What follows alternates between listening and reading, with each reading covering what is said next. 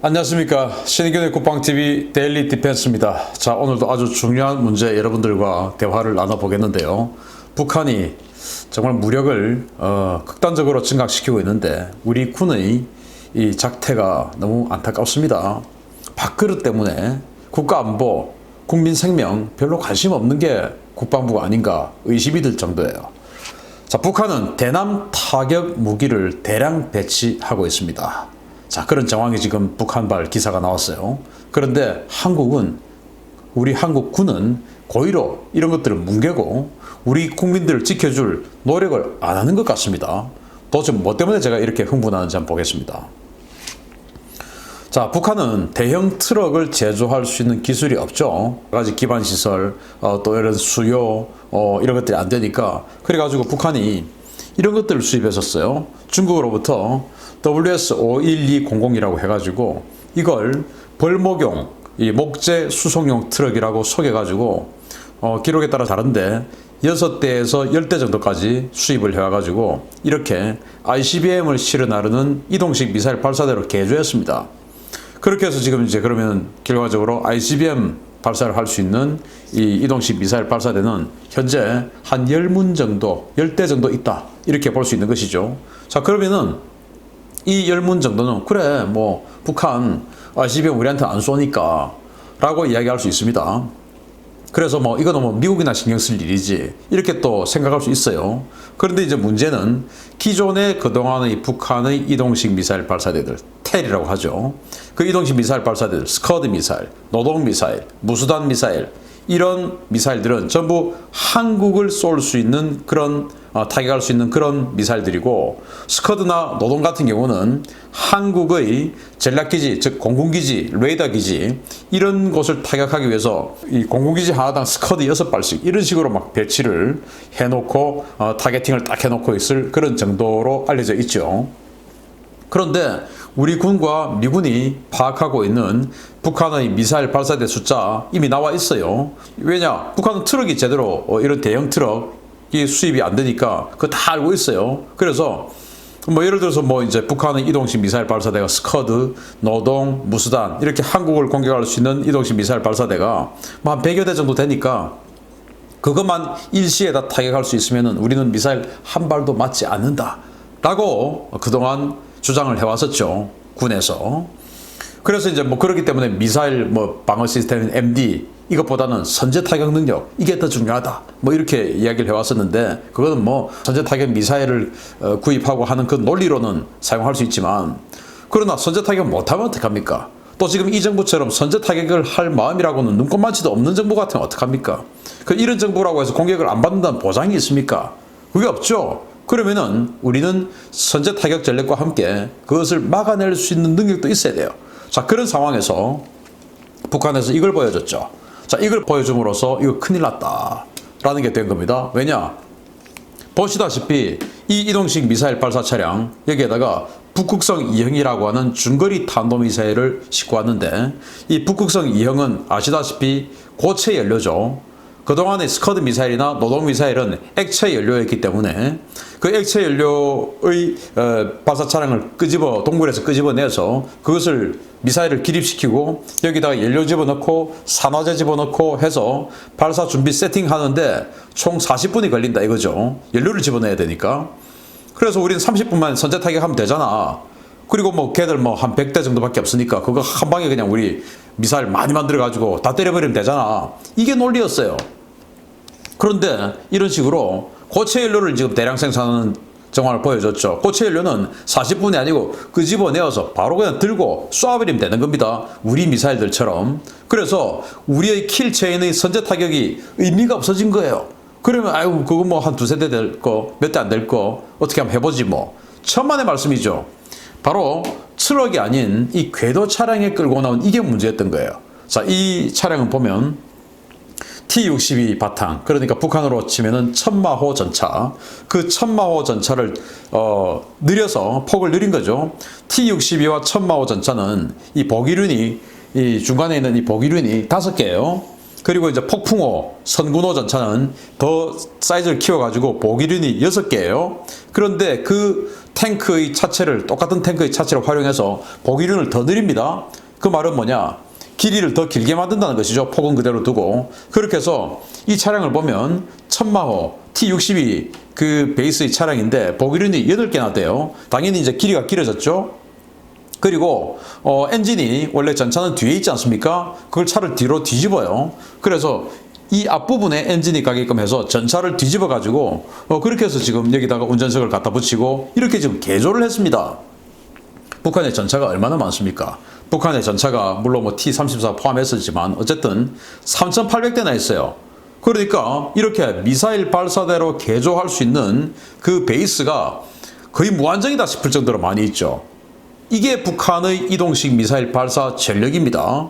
자, 그러면 이것만 있냐? 또 아니죠. 이런 것들도 보여줍니다. 대구경 조정 방사포, 그리고 북한판 에이테킴스 이런 거에도 궤도식 발사대를 싣고 나와요. 그런데 이 궤도식 발사대는 이거는 보면 또 궤도가 보기륜이 10개예요. 10개. 아까 이 북극성 2형은 궤도 중에서 보기륜이 8개 있는데 이 발사대들을 보면 보기륜이 10개입니다. 더 길다 이거죠. 그런데 이거 보면 이거는 전차가 아니고 장갑차를 개조한 또 차량 같아요. 북한의 장갑차가 2,000대가 넘습니다. 시동호 장갑차 이런 거. 그러니까 북한은 이런 대구경 조정 방사포, 북한판 에이테킴스, 그리고 북극성 2형 이런 단거리 탄도미사일, 중거리 탄도미사일의 발사대를 무한정 찍어낼 수 있는 바탕이 있다 이겁니다. 과거에 트럭 가지고만 이동식 미사일 발사대 만들 수 있으니까 쟤들은 못 만들어 라고 하던 시절이 아니다라는 것을 2017년도부터 보여줬어요. 이거 큰일 난 것이죠. 그러니까 이제 북한이 한 번에 우리가 선제 타격에서 때려버려야 할 북한의 탄도미사일 전력이 이제는 기존에 우리가 알고 있던 100개 뭐 이게 아니고 수백 개가 된 겁니다. 그러면 그 수백 개가 또 이런 식으로 대구경 조정 방사포 뭐 6문 이게 한 번 쏘는데 6발이 지금 동시에 날아오는 거 아닙니까? 이런 것들이 동시다발적으로 날아왔을 때 우리가 이걸 어떻게 막아낼 것이냐. 이제 이런 것들 당연히 준비해 들어가야 되는 것이 우리 군이 할 일이죠. 자, 그런데 이런 와중에 한국국방연구원 카이다에서 지금 북한이 그런 전술무기, 신형 전술무기, 핵무기를 탑재하지 않지만 이런 탄도미사일이나 단거리 미사일 이런 것들, 이런 걸 이제 전술무기라고 하는데 이거 대량 양산 생산에 임박했다라고 경고하는 연구 결과가 나왔어요. 바로 이제 2020년 9월 2일인데 자, 북한이 올해 3월 신형 전술무기를 북한군 부대에 인도하겠다고 공언한 만큼 머지않아 신형 무기의 연구개발 단계를 넘어 대량 생산 단계로 들어가게 될 것이다. 2017년 이후에 북한의 핵, 미사일 관련 전략물자 수입은 줄어들었지만 원심분리기, 특수강판, 고강도 알루미늄 합금, 밀링머신, 항해용 나침반 등의 수입은 오히려 증가했다. 북한의 핵, 미사일 시험과 생산에 필요한 부품과 가공기계, 계측 장비 등이 북한으로 흘러 들어가는 것을 통제하는 것이 향후 중요한 문제가 될 것이다. 라고 경고를 했어요. 어느 연구원이. 자, 그러면은 자, 북한에 단거리 탄도미사일 이런 전술무기 대량으로 배치될 거다. 예, 이러한 정황 때문에 이렇게 이야기를 했는데 그러면은 국방연구원으로서는 당연한 일을 한 것이죠. 그러면 국방연구원에서 이런 내용이 나오면 국방부에서는 이 국방부의 싱크탱크인데 그러면은 그 연구 결과를 바탕으로 준비를 해야 되죠. 그런데 준비하고 싶지 않죠, 이 정부는. 그랬더니 국방연구원에서 바로 뭐라고 또 이야기를 하냐. 이것은 연구원 개인의 견해입니다. 이런 나쁜 놈들이 있습니까? 연구원 개인의 의견을 발표하라고 그 연구원한테 국가의 세금을 집행해가지고 월급을 줍니까? 말이 안 되죠. 연구원 개인의 의견 발표 못하게 해야죠. 그 연구원 개인의 의견이 아니고 국방연구원의 공식 의견이 돼야 되는 게 연구원의 권위 아니겠습니까? 연구원 개인의 의견 아무데도 할 수 있으면 그게 사설연구소지 그게 국립연구소입니까? 말이 안 되는 소리를 하는 겁니다. 왜? 준비하기 싫으니까. 왜? 위상전님들이 있는데 어디 가면 우리가 위상전님들의 전략무기를 때리는 그따위 망발을 우리가 하겠습니까? 이거 아닙니까 이거? 자, 그런 와중에 북한이 제가 말씀드린 이 궤도형으로 만든 이제 무한정 찍어낼 수 있는 이동식 미사일 발사대 이거 지금 무한정 찍어내고 있다 라는 정황, 그리고 나서 이 부대를 완전히 지금 배치하고 있다라고 하는 그런 증언, 이런 것들을 가지고 기사가 나왔습니다. 9월 9일 데일리 NK가 보도를 했는데요. 최고무력 사령관 명령으로 전략군 사령부 산하의 한촌 로켓 관리대, 이게 이제 평안남도 정상군 한촌 소재에 있습니다. 평양 바로 옆이에요. 등 4곳이 연대급으로 격상되어 인원과 기재, 장비가 보충 편성되었다. 이번 격상 조치에 따라 각 연대는 간부 및 대열 사업, 장비 배치 및 지형 위수, 구역 확장, 편제 종합관리체계 검토, 편제 군인 훈련 계획 등에 착수했다. 이번 연대급 격상 지시는 바로 해당 부대의 고체 연료 발사체 실전 배치 완료와 동시에 하달되었으며, 이에 따라 무한궤도형 이동식 발사 차량 수십 대가 편제 배치되었다. 이 발사 차량들은 언제 어디서든 발사할 수 있다는 점에서 상부에서는 미군과 남조선 괴뢰군이 사전 탐지하는 것이 어려울 것이라고 보고 있다 라고 나왔어요. 자, 한촌 로켓 관리대라는 대대급 부대가 있었는데 이게 연대급으로 격상됐다 이겁니다. 그리고 이런 데가 4군데나 된다 이겁니다. 자, 북한의 편제상 한 개 대대에는 9문의 미사일 발사대가 있어요. 자, 그런데 그게 연대급으로 격상했다? 당연히 삼각 편제니까 대대가 3개가 들어가야 연대가 하나가 되죠. 자, 그러면은 이 대대 3개, 즉 9문이 있는 이 대대 3개가 한 개 연대인데, 그러면은 한 개 연대는 27문 아닙니까? 미사일 발사대 27개예요. 최소. 그리고 그런 연대가 4개가 있다. 그러면서 자, 발사차량, 궤도, 무한궤도형 이동식 발사차량 수십 대가 편제 배치됐다. 수십 대. 제가 말씀드린 최소 27대 아니겠습니까? 그러면은 이런 수십 대가 배치된 이런 연대가 4개가 있으니까 최소 108문의 신형 무한궤도형 이동식 미사일 발사대, 즉 탄도미사일이 배치됐다 이겁니다. 이거 보통 일 아니죠. 그런데 지금 여러분들 이 어마어마한 일이 뭐 KBS나 MBC나 또는 뭐 정말 자랑스러운 JTBC나 눈치 보는 MBN이나 이런 데서 나오는 거 보셨습니까? 안 나오죠. 왜? 이분들이 싫어하시니까 나올 수가 없죠.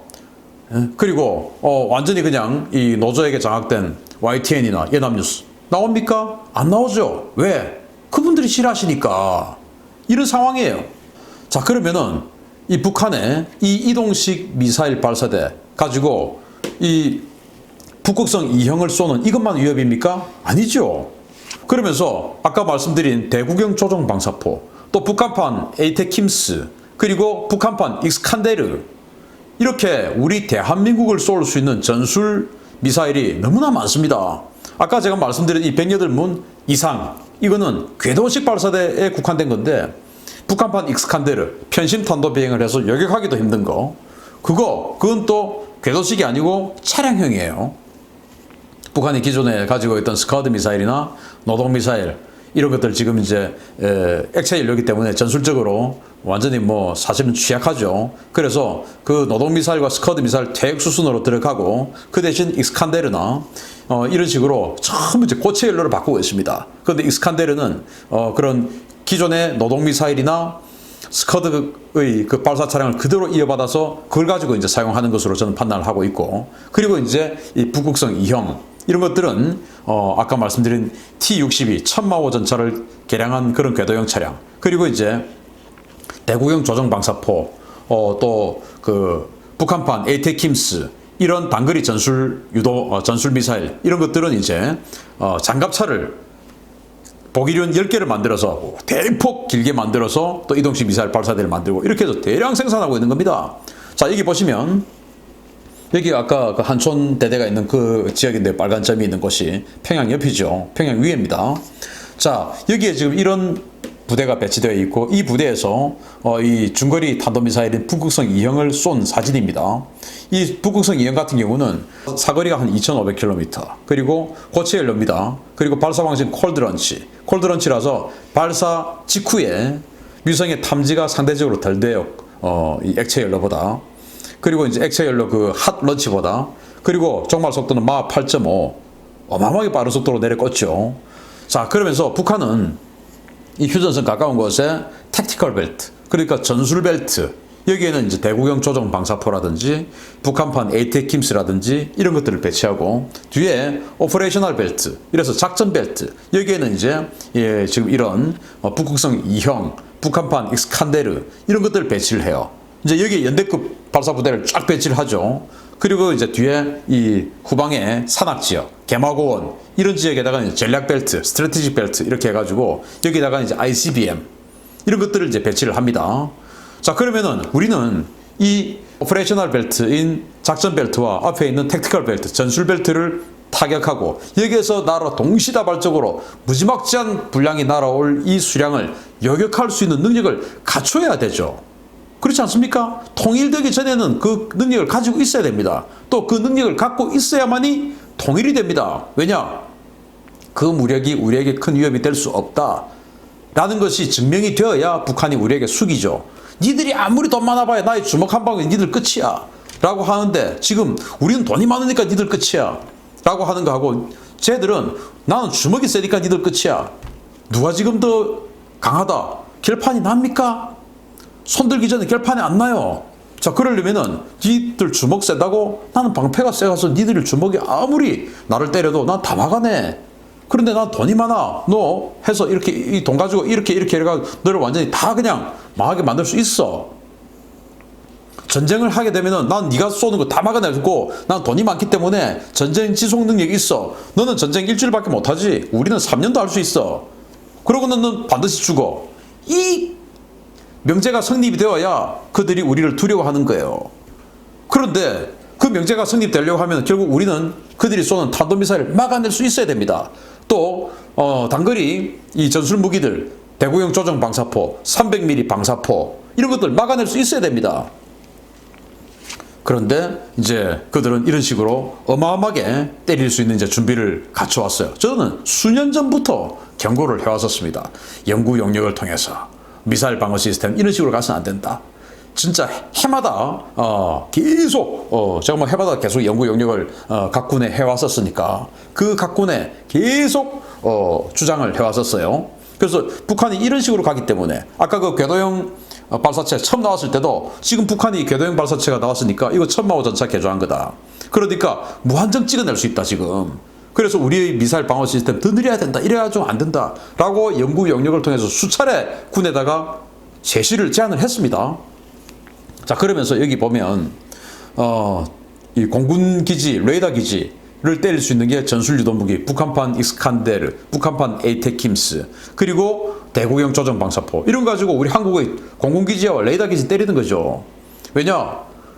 한국의 공군 전력만 못 뜨게 만들면 그냥 뭐 그 상태에서 한 40km 밀어붙이는 거는 할 수 있잖아요. 북한의 기갑 전력이 성능은 좀 떨어져도 워낙 수량이 많고 포가 워낙 많으니까.